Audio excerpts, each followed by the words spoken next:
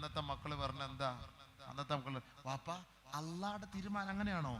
ധൈര്യമായിട്ട് അർത്ഥം, ഞാൻ കിടന്നു തരാം. അള്ളാഹ് തീരുമാനം വെച്ചാണോ? അള്ളാന്റെ തീരുമാനമാണോ? ചോദിച്ചപ്പോ വാപ്പാ അങ്ങയോട് കൽപ്പിക്കപ്പെട്ടതുപോലെ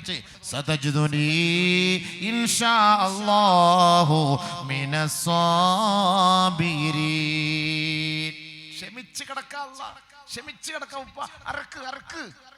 സ്വാലിഹായ മോൻ നൂഹ് നബി വിളിച്ചു, മോനെ യാ ബുനയ്യ ഇർകബ് മഅനാ വലാ തകും മഅൽ കാഫിരീൻ. മോനെ വാടാ, വാപ്പയോടൊപ്പം വാടാ, നീ കാഫിരീങ്ങളോടൊപ്പം ചേരരുത് പൊന്നുമോനെ.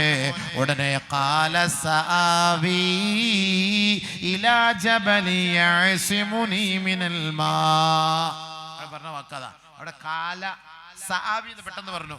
ഇവിടെ പറഞ്ഞു യാ അബത്തി, എന്റെ ഉപ്പിച്ച, എന്റെ വാപ്പിച്ചിന്നാ ഇസ്മായിൽ നബി വിളിച്ചത്. മറ്റവൻ കണ്ണാൻ വിളിച്ചത് കാല വാപ്പ. നിങ്ങൾ നിങ്ങളുടെ അവരും പോലെ പൊയ്ക്കോ, ഞാൻ ഇവിടെ എവിടെയെങ്കിലൊക്കെ കയറി രക്ഷപ്പെട്ടോളാം, ഞാൻ വരൂല നിങ്ങളുടെ കൂടെ ഒന്നും. എന്നെ ഓതാൻ കൊണ്ടുവിട്ടാലും മദ്രസയിലും പള്ളിയിലത്തെ കാര്യം എൻ്റെ അടുത്ത് പറയും, പൊയ്ക്കോ, ഞാൻ വരൂല. നൂഹിനിവിടെ മോൻ പറഞ്ഞു, ഇബ്രാഹിം ഇവിടെ മോൻ പറഞ്ഞു യാബത്തി, എന്റെ ഉപ്പിച്ച, എന്റെ വാപ്പിച്ചി. അത്രയ്ക്ക് സ്നേഹത്തോടെ വിളിച്ചു. ഇഫ്അൽ മാ തുഅ്മർ, അല്ലാഹ് പറഞ്ഞതുപോലെ ചെയ്തോ, ഞാൻ കടന്നു തരാം. അല്ലാഹ് പറഞ്ഞതുപോലെ ചെയ്തോ. ഇതാണ് സാലിഹായ കുട്ടിയുടെ അടയാളം, ഗൈർ സാലിഹായ കുട്ടിയുടെ അടയാളം. രണ്ടിന് വ്യത്യാസമുണ്ട്. ഈ രണ്ടിനെയും വളർത്തിക്കൊണ്ടുവന്നൊരു ഉമ്മയാണ്. ആ ഉമ്മയെ കുറിച്ച് അല്ലാഹ്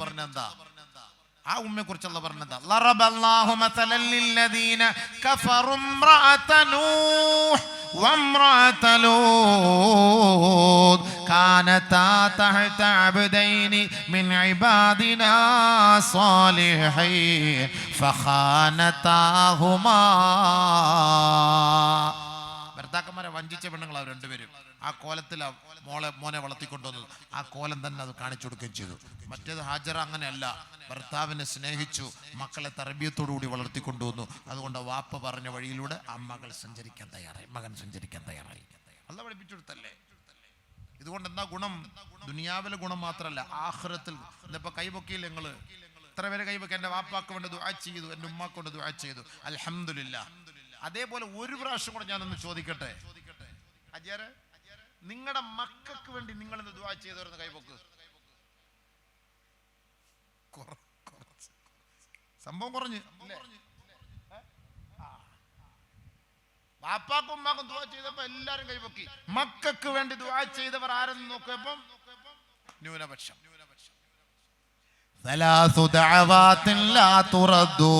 മൂന്ന് ദുആ അല്ലാഹു തട്ടിക്കളയൂല. അതിൽ ഒന്ന് ദഅവത്തുൽ വാലിദി ലിവലദിഹി. ചുമ്മാ ഒന്നും ആഫദു ആലിമൊന്നും ആവൂല.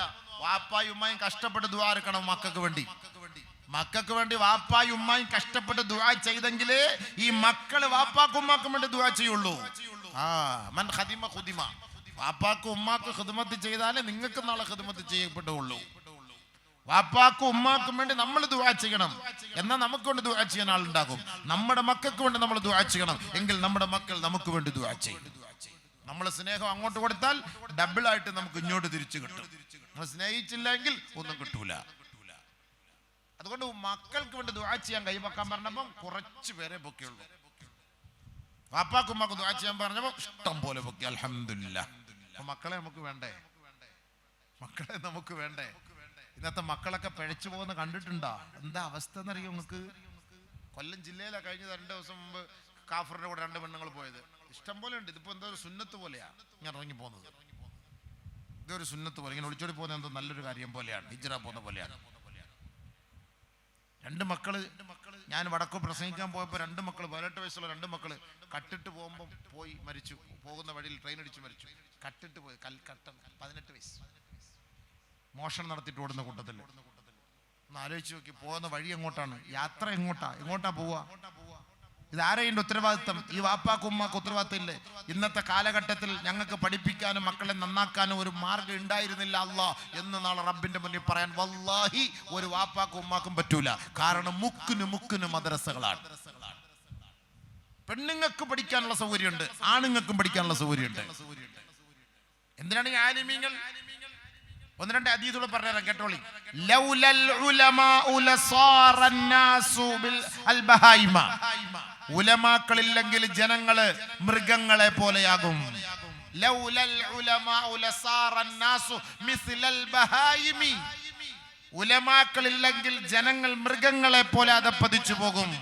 ലിഅന്നഹും യുഖ്രിജൂനഹും മിൻ ഹദ്ദിൽ ബഹീമത്തി ഇലാ ഹദ്ദിൽ ഇൻസാനിയ. ആലിമീങ്ങൾ, പണ്ഡിതന്മാർ മൃഗീയ സ്വഭാവം നയിക്കുന്ന സമുദായത്തെ യഥാർത്ഥ മനുഷ്യന്റെ സംസ്കാരത്തിലേക്ക് അവർ തെളിച്ചു കൊണ്ടുവരുന്നു. അതിന്റെ കാരണക്കാർ ഉലമാക്കളാണ്, പണ്ഡിതന്മാരാണ്. അലി റളിയല്ലാഹു തആല പറഞ്ഞ വാക്കാണ്, ഉലമാക്കളാണ്. لأنهم يخرجونهم من حد البهيمة إلى حد الإنسانية. മൃഗങ്ങളുടെ സ്വഭാവത്തിൽ നിന്ന് മനുഷ്യന്റെ സ്വഭാവത്തിലേക്ക്. ഖുർആൻ അതാണല്ലോ പഠിപ്പിച്ചത്. സൂറത്തുൽ ബഖറ കൊണ്ട് അല്ലാഹു തുടങ്ങി. ബഖറ പശു മൃഗം. സൂറത്തുൻ നാസ് മനുഷ്യൻ. എവിടെ? ലാസ്റ്റ്, അവസാനം 114ാമത്തെ സൂറത്തിലാണ് സൂറത്തുൻ നാസ് മനുഷ്യനായി മാറിയത്. 23 വർഷ കാലയളവിൽ ഈ ഖുർആനെ കൊണ്ട് അള്ളാന്റെ റസൂൽ സഞ്ചരിപ്പിച്ച് ഈ സമുദായത്തെ അല്ലാഹു സുബ്ഹാനഹു വ തആല സംസ്കരിച്ചെടുക്കണമെങ്കിൽ അതിനുവേണ്ടി പണിയെടുത്തു നബീന റസൂലുള്ളാഹി തങ്ങള്. തുടക്കത്തിൽ മൃഗീയ സംസ്കാരമുള്ളവരായിരുന്നു. അവരെ യഥാർത്ഥ മനുഷ്യ സംസ്കാരത്തിലേക്ക് കൊണ്ടുവരാൻ ഈ പരിശുദ്ധ ഖുർആനിന് സാധിച്ചു. അതുകൊണ്ടാണ് സൂറത്തുൻ നാസ് ലാസ്റ്റ്. നമുക്ക് സൂറത്തുൻ നാസ് മനുഷ്യൻ. ഈ 114 അധ്യായങ്ങൾ ഓതിയെടുത്തപ്പോഴാണ് യഥാർത്ഥ മനുഷ്യനായി മാറിയത്. അതുവരെക്കും മനുഷ്യനല്ല, മൃഗമായിരുന്നു. അതുകൊണ്ട് മനുഷ്യരെ മൃഗീയ സംസ്കാരത്തിൽ നിന്ന് മാറ്റിയെടുക്കാൻ പറ്റിയതാരാ? അത് ആലിമീങ്ങളാണ്.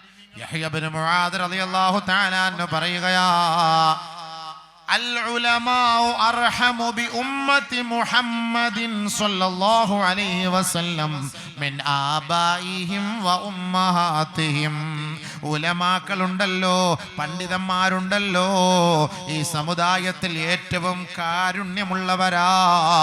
അവരുടെ മാതാപിതാക്കളെക്കാൾ ഉലമാക്കളാണ് ഏറ്റവും കരുണയുള്ളവർ കേട്ടോ. യഹ്യ ഇബ്നു മുആദ് റളിയല്ലാഹു തആല അൻഹു പറയുകയാണ്, ലിഅന്ന ആബാഅഹും വ ഉമ്മഹാതിഹിം. നമ്മുടെ മാതാപിതാക്കൾ, ഉമ്മമാര്, ഉപ്പമാര്, യഹ്ഫളൂനഹും മിൻ നാരി ദുനിയാ. നമ്മുടെ മക്കളെ അവർ സംരക്ഷിക്കുന്നത് ദുനിയാവിൻ്റെ തീയിൽ വീഴാതെയാണ്.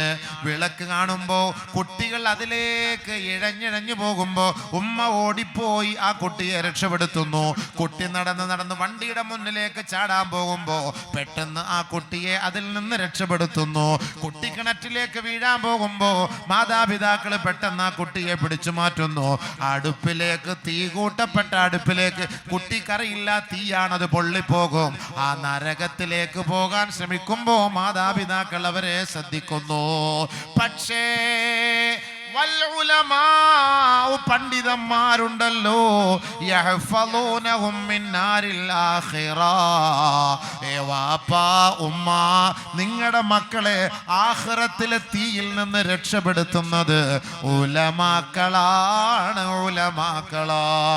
ഇന്ന് 300ഓളം ഹാഫിളീങ്ങളെ ഈ പണ്ഡിതന്മാര് കഷ്ടപ്പെട്ട് പരിശ്രമിച്ച് അവരിന്ന് ഖുർആനിന്റെ മക്കളായി മാറണമെങ്കിൽ നാളെ ആഖിറത്തിൽ ആ മക്കളുടെ വാപ്പാക്കും ഉമ്മാക്കും സന്തോഷിക്കാം. അവരുടെ കൈക്ക് പിടിച്ച് നേരെ സ്വർഗത്തിന്റെ ഉന്നത സോപാനങ്ങളിലേക്ക് കടന്നു ചെല്ലാൻ.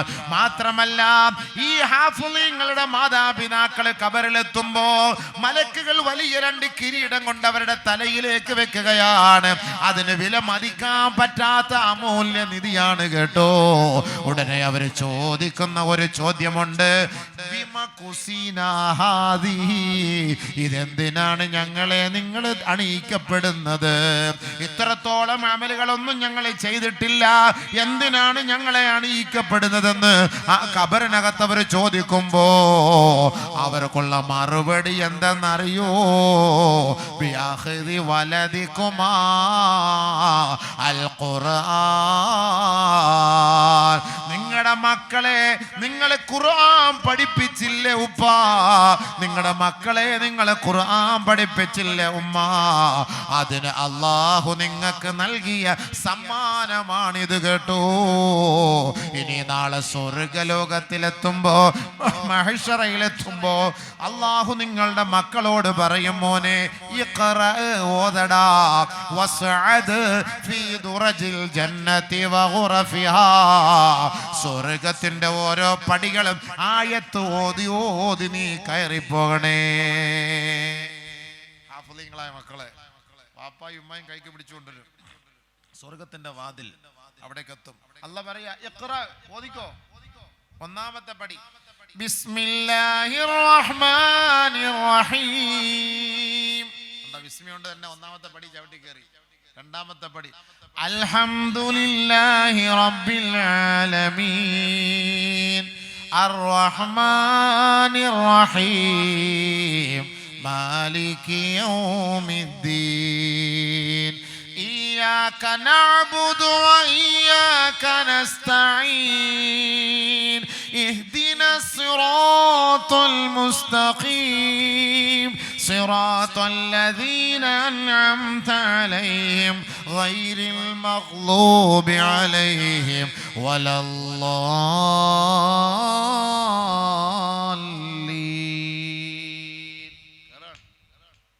ഏഴ് പടിയായി.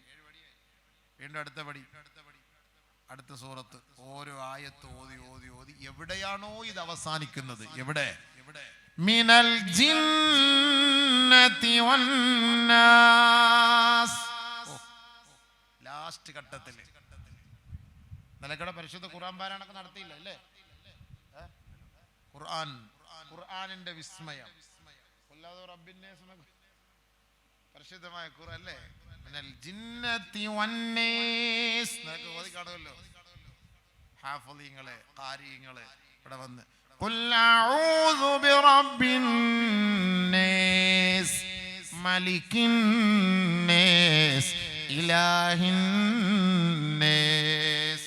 നമ്മുടെ പള്ളിയിലെങ്ങാണ്ട് ഇരുന്ന് മഗ്‌രിബ് നിസ്കാരത്തിന് ഖുൽ റബ്ബിൻ നാസ് മലിക്കിൻ നാസ് ഇലാഹിൻ നാസ് മിൻ ശർറിൽ വസ്വാസിൽ ഖന്നാസ് എന്നങ്ങാണ്ട് നിസ്കാരം കഴിഞ്ഞാൽ ഏത് മൊയിലിയാരെ ഞങ്ങൾ കൊണ്ടുവന്നേ? ഇന്നേരെ കേൾക്കാത്ത നേശു പോലും ഖുർആൻ ഓതാൻ അറിയാൻ വയ്യാത്ത ഞാനെ കൊണ്ടുവന്നിട്ട് പള്ളിയിലത്തെ ഹത്യ വയ്ക്കും. മര്യാദയ്ക്ക് പറ, വണ്ടിക്കൂലി പോലും കൊടുക്കരുത്, അയാൾ നടന്നു പോട്ടെ പോ. അതാണ് അറിയില്ല. അതാ പറഞ്ഞ ഖുർആന്റെ ശൈലി, ഖുർആൻ എത്ര ഓതണം, ഖുർആൻ എങ്ങനെയൊക്കെ ഓതാം, ഇതിനെക്കുറിച്ചൊക്കെ പഠിക്കണ്ടേ ആദ്യം. അതുകൊണ്ട് പറഞ്ഞാൽ ആ ബോധമുള്ളവർ വേണം കമ്മിറ്റി. ആലിമ്യങ്ങളെ ഇന്റർവ്യൂ എടുക്കുന്ന പ്രസിഡന്റാ, ഒളുവിന്റെ ഫർളും സ്ഥലത്തും അറിയില്ല. അയാളാണ് ഫാത്തിയ ഓതാൻ അങ്ങേർക്ക് തന്നെ അറിഞ്ഞൂടാ. അങ്ങേരാണ് ഇന്റർവ്യൂ എടുക്കുന്നത്. ഉസ്താദ് നാളെ വന്ന് ഉസ്താദ് സുബഹിസ്കരിക്കണം കേട്ടോ. ഹാളിയാർ കാണുമല്ലോ, പറയില്ല. ഞാൻ പറയും തന്നെ കാണും. ആരാണ്? അതാണ് ഇന്റർവ്യൂ എടുക്കുന്നത്. അപ്പൊ അങ്ങേരിക്കോ ഉള്ളപ്പോ നമ്മൾ ഓതണം ഈ മലികി യൗമിദ്ദീൻ അങ്ങനെ ഓതി കൊടുക്കണം. ഒരു ദിവസം നിങ്ങളെ ഇന്റർവ്യൂവിന് വേണ്ടി ഉസ്താദന്മാരെ നിങ്ങളെ കമ്മിറ്റിക്കാരെല്ലാം വിളിച്ച ഈ സബഅ ഖിറാഅത്ത് ഓതി കൊടുക്കണം നിങ്ങൾ ധൈര്യമായിട്ട്. അർറഹ്മാനിർ റഹീം മലികി യൗമിദ്ദീനിർ റഹ്മാനിർ റഹീം. അപ്പൊ സെക്രട്ടറി അടുത്തേക്കുമ്പോ തെള്ളും പ്രസിഡന്റ് മലിക്കിയോ അത്യോദറിഞ്ഞൂടാ, പറഞ്ഞുവിട് അത്യോദറിഞ്ഞൂടാ. അതാ പഠിപ്പിച്ചു കൊടുക്കണ്ടേ. ഇതിങ്ങനെയൊക്കെ സബഅ ഖിറാഅത്ത് ഉണ്ട്, അശറ ഉണ്ട്. അൽ ഖിറാഅത്തുൽ അശറത്തുൽ മുതവാത്തിറ 10 രീതിയിലുണ്ട്. ഇതൊക്കെ ഉണ്ടെന്ന് പറഞ്ഞ് മനസ്സിലാക്കി കൊടുക്കണ്ടേ. അപ്പൊ അങ്ങനെ ഖുർആനിന്റെ അവസാനത്തെ ആയത്ത് ഓതി എവിടാന്നോ എത്തുക, അവിടെ എത്തുമ്പോ നമ്മുടെ എന്തായി? സ്വർഗമായി. ആ സ്വർഗത്തിൽ എത്താനാണ് ഈ മക്കളെ പഠിപ്പിക്കുന്നത്. അല്ലാഹു നമുക്ക് തൗഫീഖ് തരട്ടെ. അവിടെ എത്താനാണ് ആലിമീങ്ങളാക്കുന്നത്, ഹാഫിളീങ്ങളാക്കുന്നത്. പിന്നെ ഈ മക്കളെ കൊണ്ട് അല്ലാഹു തആല നമുക്ക് ചെയ്ത ഗുണം എന്താ? ഈ മക്കളെ, ഈ മാതാപിതാക്കൾ ഈ മക്കളെ ആലിമാക്കിയതിന്റെ പേരിൽ, പഠിപ്പിച്ചതിന്റെ പേരിൽ അവർക്ക് ഖബറിൽ വലിയ സന്തോഷമാണ്. നാളെ മക്കളോടൊപ്പം സ്വർഗത്തിലെത്താനുള്ള ഭാഗ്യം അല്ലാഹു അവർക്ക് കൊടുക്കും. വലിയ ഭാഗ്യമാണ്, വലിയ കാര്യമാണ്. അതുകൊണ്ട് ഉലമാക്കൾ ദുനിയാവിലത്തെ നരകത്തിൽ നിന്നല്ല രക്ഷപ്പെടുത്തുന്നത്, ആഖിറത്തിലെ നരകത്തിൽ നിന്നാണ് രക്ഷപ്പെടുത്തുന്നത്. അതുകൊണ്ട് ഉസ്താദന്മാരെ, പണ്ഡിതന്മാരെ നിങ്ങൾ ആക്ഷേപിക്കരുത്, അവരെ വേദനിപ്പിക്കരുത്. അവര് മക്കൾക്ക് വേണ്ടി, മക്കൾ പഠിക്കാൻ വേണ്ടി ഒരു അടി അടിച്ചത് കൊണ്ട് നിങ്ങൾ ഒരിക്കലും അതിനെതിരെ പോയി കേസ് കൊടുക്കാൻ പോകരുത്. നമ്മുടെ മക്കളെ അടി അടിച്ച് എന്തിനു വേണ്ടിയിട്ടാണ് അടിച്ചത്? ഖുർആൻ ഓതാത്തന്റെ ഒരു പഠിക്കാൻ വേണ്ടി. അദബ്, മര്യാദ, ശിക്ഷണ നടപടിയില്ലാതെ ഇന്ന് മക്കളെ പഠിപ്പിക്കാൻ പറ്റുമോ? ഒരുത്തൻ വന്നൊരു തെറ്റ് ചെയ്തു, അവൻ എന്താ ചെയ്യാ? അവനെ പിന്നെ എങ്ങനെ അവനെ പേടിപ്പിക്കാൻ? പോലീസുകാർക്ക് ഇടിക്കാം, ഒരു കുഴപ്പമില്ല. കുനിച്ചീർത്തി ഇടുത്തി പിന്നെ മൂത്രമല്ല വരുന്നത്, ചോരയാ വരുന്നത്, അവർക്ക് കുഴപ്പമില്ല. കേസും ഇല്ല, പോക്സ്കോ ഇല്ല, കീസ്കോയും ഇല്ല, ഒന്നുമില്ല. നമ്മൾ ഉസ്താദന്മാര് ഒരായത്ത് ഓതി, അവൻ തെറ്റി, 2-3 പ്രാവശ്യം തെറ്റി, ഒന്നടിച്ചു, ഉടനെ തന്നെ കൊച്ചു കുട്ടികളാ, 10-12 വയസ്സുള്ള കുട്ടികളാ, കിളുകളാന്നിരിക്കുന്ന തുടയായിരിക്കും, ചെറുതായിട്ടൊന്ന് അടിച്ചാലും ചുമന്ന് കിടക്കും. ഇവൻ എന്ത് ചെയ്യും? വാപ്പായ വിളിച്ച് പറയും. എന്തിനാണെന്നറിയോ? ഇവൻ ഓതാൻ വയ്യ, ഇവന് പഠിക്കാൻ വയ്യ. മറ്റേ വീട്ടിലാകുമ്പോൾ ടിവിയും കാണാം, മൊബൈലും കിട്ടും, കളിക്കാം, ചിരിക്കാം. ഇവിടെ ഇങ്ങനെ ഈ ജയിലിനകത്ത് ഇങ്ങനെ കിടക്കണം, പരിപ്പും സാമ്പാറും കൂട്ടിയിട്ട് ഇങ്ങനെ തന്നെ കിടക്കണം എത്ര നാള്. ഉടനെ ഇവൻ വിളിച്ചു പറയും, വാപ്പിച്ച പെട്ടെന്ന് എന്നെ കൊണ്ട് അടിച്ചു കൊന്ന്, എൻ്റെ കാലെല്ലാം ഒന്ന് വാപ്പിച്ചോന്ന്. ഇവൻ പറ്റുമെങ്കിൽ കക്കൂസി പോരുന്നതിന് കൈ കൊണ്ടൊന്നുകൂടെ മാന്തും. അപ്പൊ 4 അടി അടിച്ച പോലെ ആയി. ഓ അല്ലോ വാപ്പിച്ച ഈ പാപം ആറ്റ് നോറ്റ് ഐസ്ക്രീം കൊടുത്ത് വളർത്തിയ കുഞ്ഞാ. ഈ വാപ്പ കാണുമ്പോ ഇത്രയൊക്കെ അക്രമം കാണിച്ചു കളഞ്ഞോ ഈ ഉസ്താദന്മാർ, ഇത്ര തോലുമ്പോ നില്ല ഞാൻ കാണിച്ചു തരാം. ഉടനെ അയാളും പോവും കേസ് കൊടുക്കാൻ. പാവം പിടിച്ച മുസ്ലിയാരെ പൊക്കി എടുത്തോണ്ട് പോകും. ഒന്നും ഇന്ന് ചോദ്യമില്ല, ചർച്ചയില്ല. വല്ല ഗുണമുണ്ടോ? നിങ്ങൾക്ക് എന്താ കിട്ടി? അവസാനം ഈ മോൻ പഠിക്കാൻ പോകില്ല, പിന്നെ എന്ത് ചെയ്യും? ഓതലൊക്കെ കളഞ്ഞിട്ട് പിഴച്ചു പോവും, പറ്റ ഗ്രൂപ്പിൽ പോവും. വാപ്പ പിന്നെ എവിടെയെങ്കിലും കഞ്ചാവ് അടിച്ച് കിടക്കുമ്പം പോയി എടുക്കാൻ വേണ്ടി. അന്ന് ആ വാപ്പ ചിന്തിക്കും, അന്ന് ആ പള്ളിയിൽ നിന്ന് അവൻ പഠിച്ചിരുന്നെങ്കിൽ എനിക്കിന്ന് ഗുണമായേനെ. ഇന്ന് നോക്ക്, ഇവന്റെ ഈ ഗതികേട് കാണേണ്ട ഒരു അവസ്ഥ എനിക്ക് വന്നല്ലോ. വാപ്പ ഗതികേട് ഇവിടെ കൊണ്ട് കാണുന്നില്ല, ആഖിറത്തിലും കാണേണ്ടി വരും.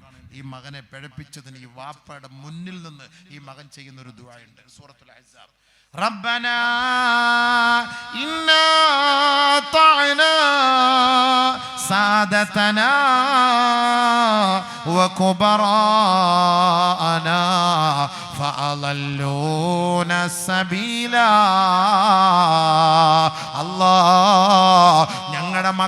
ഞങ്ങളുടെ മക്കളാണ് ഞങ്ങളെ പിഴപ്പിച്ചത്. ഈ നിൽക്കുന്ന വാപ്പയാണ്, ഉമ്മയാണ് പടച്ചവനെ. അവർ ഞങ്ങളുടെ കാര്യകർത്താക്കളും രക്ഷകർത്താക്കളുമാണ് അല്ലാ. ഞങ്ങൾ അവരെ അനുസരിച്ചു പോയി പടച്ചവനെ. അവർ ഞങ്ങളുടെ വഴികൾ പിഴപ്പിച്ചു കളഞ്ഞു അല്ലാ. ദീനിൽ നിന്ന് ഞങ്ങളെ അകറ്റിക്കളഞ്ഞു റബ്ബേ. അതാണ് എന്ത് ഞങ്ങളെ നരകത്തിൽ പോകാൻ കാരണമല്ലാ. മക്കള് നാളെ ദുആ ചെയ്യുകയാണ്. അതുകൊണ്ട് അല്ലാ റബ്ബനാ ആതിഹിം ലഅഫൈനി മിനൽ അദാബ് വൽഅൻഹും ലഅനൻ കബീറാ. അല്ലാഹുവേ, ഞങ്ങൾക്ക് തരുന്ന ശിക്ഷയുടെ ഇരട്ടി ശിക്ഷ ഞങ്ങളുടെ വാപ്പാക്കും ഉമ്മാക്കും നീ കൊടുക്കണേ പടച്ച റബ്ബേ. അവരെ നീ ശക്തമായി ശപിക്കുകയും ചെയ്യണേ അല്ലാ. സ്വന്തം മക്കള് നമുക്കെതിരെ ആഖിറത്തിൽ ദുആ ചെയ്യുന്ന രംഗമാണ്. അല്ലാഹ് കാക്കട്ടെ. 2 അടി അടിച്ച് ഉസ്താദന്മാർ അടിയടിച്ച് മദ്രസയിൽ നിന്ന് പറഞ്ഞ് വിളിച്ചോണ്ട് അങ്ങ് പോകും. സ്കൂളിൽ പോയിട്ട് കോളേജിലിട്ട് കുനിച്ചിർത്തി അടിക്കുന്നവന്മാര് ബാത്റൂമിൽ കൊണ്ടുപോയി 3 അവന്മാർ അവന്റെ മണ്ടേ കയറി ഇരുന്നടിക്കും. അവന്റെ ഡിസ്ക് ബജ്ജാവും, അവന്റെ ഒരു വാരിയെല്ലാം ഒടിഞ്ഞു പോകും, അവന്റെ 2 വൃഷണത്തിലെ ഒരെണ്ണം മുകളിലോട്ട് കയറിപ്പോകും. ഇതൊന്നും വാപ്പാക്കും പ്രശ്നമില്ല, ഉമ്മാക്കും പ്രശ്നമില്ല. 3-4 ദിവസം കഴിയുമ്പോ അവിടെ വേദന, ഇവിടെ വേദന. എന്താടാ? ഇല്ല ഒന്നുമില്ല. അല്ല നീ കുറെ നേരം ഇങ്ങനെ ചോറിന് പൊളയുന്നല്ലോ, ഇങ്ങനെ എന്താ സംഭവം? മറ്റേ സാധനത്തിരിക്കല്ലേ എന്താ? ഇപ്പൊ ഉമ്മാക്ക വിഷമം വരുന്ന, വാപ്പ ഇല്ലല്ലോ, വാപ്പല്ലോ. എന്താണ് സംഭവം? പള്ളി കൊടുത്ത് അമ്മാര് 2 അമ്മാരെ സുധീർ ഇടിച്ച് എവിടെ ഇടിച്ചടാ? ഇവിടെ ഇടിച്ച് നോക്കട്ടാ? ഇല്ല ഒന്നുമില്ല, നോക്കട്ടാ. അവസാനം ഉമ്മ അവനെ കൊണ്ടുപോയി എല്ലാം അഴിച്ചു വെച്ച് നോക്കുമ്പം അവിടെ ഇവിടെ ഒരു സാധനം കാണാനില്ല.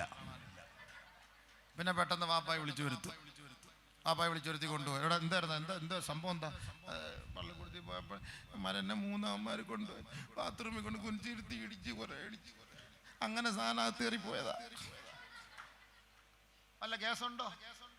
ആർക്ക് കേസ് കൊടുക്കും? നിങ്ങൾ പറയും. ഈ വാപ്പ ആർക്ക് കേസ് കൊടുക്കും? ഒന്ന് ഹെഡ് മാസ്റ്റർ എടുത്ത് വന്ന് പറയും, കുട്ടികളെ പിള്ളേരെ കടിച്ച് നിങ്ങൾ സൂക്ഷിക്കാത്ത എന്താ? നമ്മുടെ മക്കളെ അവരെ ഇടിച്ച് അങ്ങനെ. സ്കൂളിൽ ഇങ്ങനെയൊക്കെ അടിയും വഴക്കം ഉണ്ടാകും. ഇഷ്ടമുണ്ടെങ്കിൽ പഠിപ്പിച്ചാൽ കൊണ്ടുപോകും, തീർന്നു അയാളുടെ കാര്യം. പള്ളിയിൽ മദ്രസ ബാൻ ചെയ്ത് കളയും. മദ്രസ എങ്ങനെയെങ്കിലും മുസ്ലിങ്ങളുടെ ഭാഗത്തു നിന്നൊരു ന്യൂനത കിട്ടാൻ നോക്കിയിരിക്കുക. ബാക്കി അവനെ എടുത്തിട്ട് അടിച്ചാലെന്താ, കൊന്നാലെന്താ, അവന്റെ 2 വൃഷണം കയറിപ്പോയാലെന്താ, ആർക്കും ഒരു പ്രശ്നവും ഇല്ല. അന്നത്തെ സാഹചര്യം അങ്ങനെയാണ്. അതുകൊണ്ട് ഉസ്താദന്മാർ അടിക്കുന്നത് കൊല്ലാനൊന്നുമല്ല, ഇൽമു പഠിക്കാൻ. ഞാൻ 10 വയസ്സിൽ ഓതാൻ പോയ ആളാണ്, 12 വയസ്സിൽ ഓതാൻ പോയ ആളാണ്. എന്നെ ഇടിക്കായിരുന്നു ഉസ്താദ്, അടിക്കല്ല. ഇടിച്ചാണ് ഞാൻ ഹിഫ്ള് പഠിച്ചത്. ഖുർആൻ കാണാൻ പഠിച്ചത് ഇടി കിട്ടിയിട്ടാണ്, അടിയല്ല ഇടി. അന്ന് എൻ്റെ വാപ്പ പോയി എൻ്റെ ഉസ്താദിനോട് പറഞ്ഞു, ഞാൻ ഉസ്താദ് എങ്ങനെയൊന്നും ഇടിക്കല്ലേ ഉസ്താദ്, അടിക്കല്ലേ. ഞാൻ അവൻ്റെ ഉസ്താദാന്ന് പറഞ്ഞു. അന്നാ ഇടിച്ചോന്ന് പറഞ്ഞു. അന്ന് ഗോഡൗണിൽ ഇട്ടിട്ട് പോയതാ. അതുകൊണ്ട് ഇപ്പം എന്തായി, എനിക്ക് എൻ്റെ വാപ്പാക്ക് ദ്വാരക്കാൻ കഴിഞ്ഞു. ഈ ആലിമീങ്ങളുടെ മുന്നിൽ, നിങ്ങളുടെ മുന്നിൽ നിന്ന് വാള് പറയാനും നസിഹത്ത് ചെയ്യാനും 25-26 വർഷമായിട്ട് അള്ളാഹുവിൻ്റെ ദീൻ പറയാനുള്ളൊരു ഭാഗ്യം കിട്ടി. ഞങ്ങൾ 29 പേര് അന്ന് ഇൽമു പഠിക്കാനുണ്ടായിരുന്നു. 2 പേരൊഴിച്ച് ബാക്കി എല്ലാം ഓടി. ഇന്ന് അവരുടെയൊക്കെ നാട്ടിൽ ഞാൻ പോയി വാള് പറയുന്നു. അവരുടെ പണി എന്തെന്നറിയോ? ചില ആളുകൾ സിനിമ ടിക്കറ്റ് കൊടുക്കുന്ന ആള്, ചില ആളുകൾ ഡ്രൈവർ, ചില ആളുകൾ ചെണ്ട കൊട്ടാൻ പോകുന്നുണ്ട്. ഇവരൊക്കെ ഇൽമു പഠിക്കാൻ വന്നവരാണ്. ഒരു ഉസ്താദിന്റെ ഒരു അടിയെ പേടിച്ച് അവർ ഇൽമ കളഞ്ഞിട്ട് പോയി. ഇവർക്കൊന്നും മാതാപിതാക്കൾക്ക് ഒരു ഗുണമില്ലാത്ത മക്കളായി മാറി. അള്ളാഹു കാത്തിരക്ഷിക്കട്ടെ. നമുക്ക് കുറച്ച് മക്കളുണ്ടെന്ന് പറഞ്ഞിട്ട് കാര്യമില്ല. നമുക്ക് ദുനിയാവിലും നമുക്ക് മക്കളെ വേണം, നമുക്ക് ഇതേ മക്കളെ ആഖിറത്തിലും നമുക്ക് വേണം. അൽമാൽ വൽ ബനൂൻ സീനത്തുൽ ഹയാത്തി ദുനിയ. ദുനിയാവിൽ നമുക്ക് സീനത്തായി ഇതേ മക്കളെ തന്നെ. വൽ ബാഖിയാത്തുസ് സാലിഹാത്ത് ഖൈറുൻ ഇൻദ റബ്ബിക സവാബൻ വ ഖൈറുൻ അമല. ആഖിറത്തിലും നമുക്ക് പ്രതീക്ഷിക്കാവുന്ന മക്കളായി നമുക്ക് കിട്ടണം. അതാണ് നമ്മുടെ മക്കൾ. അതിനു വേണ്ടിയിട്ടാണ് ഇന്നത്തെ ഈ മദ്രസകളൊക്കെ ഉള്ളത്. അവരാണ് ഹാഫിളുകൾ, അവരാണ് ഈ ആലിമീങ്ങൾ, അവരാണ് നമ്മുടെ പള്ളിയിൽ നല്ലൊരു ഖിറാഅത്ത് തോന്നുന്ന ഉസ്താദിനെ കാണുമ്പോൾ വാപ്പാക്ക് എന്ത് സന്തോഷം. മോൻ അത് എൻ്റെ മകനാണ്. അഭിമാനിക്കാം, അതിൽ ഫഖർ കൊള്ളാം, നിങ്ങൾക്ക് അഭിമാനിക്കാം. നിങ്ങൾക്ക് എൻ്റെ മകൻ ആലിമാണ്, അഭിമാനിച്ചോളി. എൻ്റെ മകൻ ഖാരിയാണ്, അഭിമാനിക്കിൻ, അതിൽ സന്തോഷിക്കിൻ.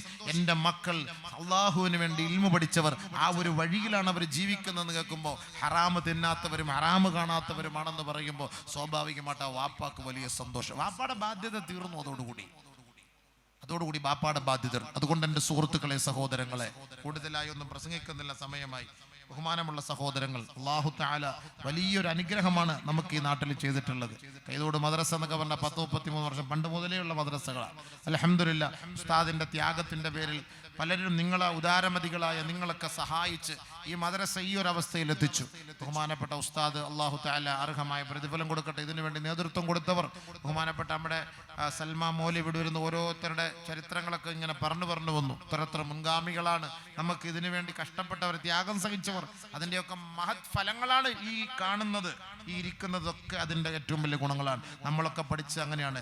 ഞാൻ ഓതാൻ 1984 ഓതാൻ പോകുന്നത്. അന്ന് എറണാകുളം മസ്ജിദ് നൂർ എന്ന് പറഞ്ഞ ഇപ്പോഴത്തെ ആ മസ്ജിദ് ഉണ്ടല്ലോ, ആ മസ്ജിദ് അത് മസ്ജിദ് നൂറായി മാറിയത് അന്ന് അത് സിനിമാ തിയേറ്ററിന് വേണ്ടി പണിഞ്ഞാണ് മഹ്മൂദ് ഹാജി അവർകൾ.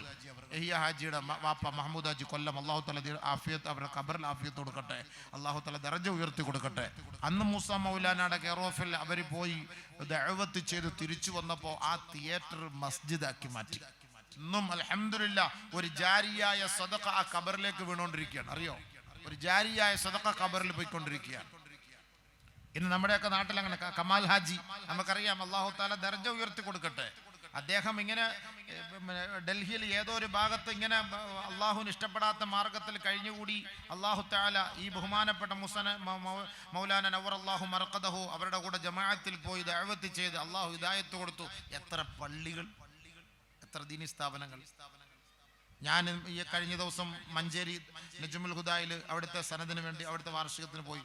ബഹുമാനപ്പെട്ട ഇബ്രാഹിം ഹാജി നവർ അല്ലാഹു മർഖദഹു, എത്ര വലിയ ഭാഗ്യമാണ് അദ്ദേഹം ചെയ്യിച്ചു. 280 ഹാഫിളുകൾ അവിടെ ഉണ്ടായി, 301 ആലിമീങ്ങളെ അവർ വാർത്തെടുത്തു 43 വർഷം കൊണ്ട്. അദ്ദേഹം വലിയ സമ്പന്നനാണ്. പക്ഷെ അദ്ദേഹത്തിന്റെ ആഗ്രഹം എന്തായിരുന്നു? ഞാൻ മരിച്ചു കഴിഞ്ഞാൽ ആ മദ്രസയിൽ അടങ്ങണം, ഈ മക്കൾ വരുന്നതും ഓതുന്നതിനെ കാണണം. ഇന്ന് അവരുടെ 2 മക്കൾ അത് ഏറ്റെടുത്തു. മുത്തവല്ലിയായി 2 മക്കള് അവരേറ്റെടുത്തിട്ട് ആ മദ്രസ ഇങ്ങനെ മുന്നോട്ട് കൊണ്ടുപോകണം. നമുക്കറിയാം കായംകുളം ആസനിയ ആ ഹസൻ സേട്ട് അവർകൾ അല്ലാഹു ദർജ ഉയർത്തി കൊടുക്കട്ടെ. ഒരാളിൽ നിന്നൊരു പിരിവോ കാര്യങ്ങളൊന്നുമില്ലാതെ അവർ സ്വന്തമായിട്ട് അൽഹംദുലില്ലാ ഇന്നും 100 കണക്കിന് മക്കൾ അവിടെ വാർത്തെടുത്തുകൊണ്ടിരിക്കുകയാണ്. കൗസരിയയിൽ നമുക്കറിയാം സുബൈർ ഹാജി നവർ അല്ലാഹു മർഖദഹു ആ ദർജ ഉയർത്തിക്കൊണ്ട് എത്ര ആലിമീങ്ങൾ, ഉസ്താദിന്റെ ഒക്കെ എത്രയോ ശിഷ്യഗണങ്ങളൊക്കെ ഉണ്ട്. ഇന്ന് കൗസരി എന്നൊക്കെ പറഞ്ഞ് എത്ര വലിയ നിഅമത്താണ് അവർക്കൊക്കെ അല്ലാഹു തആല കൊടുത്തത്. അതുകൊണ്ട് സുഹൃത്തുക്കളെ, സഹോദരങ്ങളെ, നമ്മൾ ചിന്തിക്കണം. ഓരോ മദ്രസകളും അങ്ങനെ ഉണ്ടായി വന്ന് മുൻഗാമികളായ മഹത്തുക്കളുടെ പരിശ്രമ ഫലമായിട്ടാണ്. അങ്ങനെയാണ് ഞങ്ങളൊക്കെ ഈ പഠിച്ചത്. ഓതി എന്തിനാണ് ഓതാൻ പോയതെന്ന് പോലും എനിക്ക് തന്നെ അറിയില്ലായിരുന്നു ഒരു കാലഘട്ടത്തിൽ. ആ കാലം അന്നങ്ങനെ സ്കൂളിൽ പഠിച്ചുകൊണ്ടിരിക്കുമ്പോൾ 8ാം ക്ലാസ്സിൽ നിന്ന് പിടിച്ചോണ്ട് പോവാ, നമ്മളെ പിള്ളേരെ പിടിച്ചോണ്ട് പോകുന്നവരെ പോലെ കൊണ്ടുപോയിട്ട് ഒരു 10 രൂപയുടെ ഒരു ലൈഫ് ബോയ് സോപ്പും വാങ്ങിയിട്ട് പള്ളി കൊണ്ടിട്ടിട്ട് വാപ്പാടെ പാട്ടിന് പോയി. ഈ ലൈഫ് ബോയുടെ മണം ഇന്നും അടിക്കുമ്പോൾ എനിക്ക് ആ ഓർമ്മ ത്യാഗം, അന്നത്തെ ത്യാഗം, അത്രയ്ക്കും ത്യാഗമായിരുന്നു. ഇപ്പൊ ഒക്കെ മദ്രസയിൽ അടിയില്ല, നല്ല ചാപ്പാട്, AC റൂം, മാഷാ അല്ലാ. നമ്മളൊക്കെ പഠിച്ചിരുന്ന സമയത്ത് ചാപ്പാടില്ല എന്ന് പറഞ്ഞാൽ ചേനവെള്ളം കലക്കി ഒഴിക്കും, 5 പേര് വട്ടം കൂടിയിരിക്കും, ചോറൊക്കെ തിന്ന് ഇറങ്ങുമ്പം പടച്ചവനെ കായംകുളം കായൽ പോലെ കിടക്കും, കുടിക്കണം.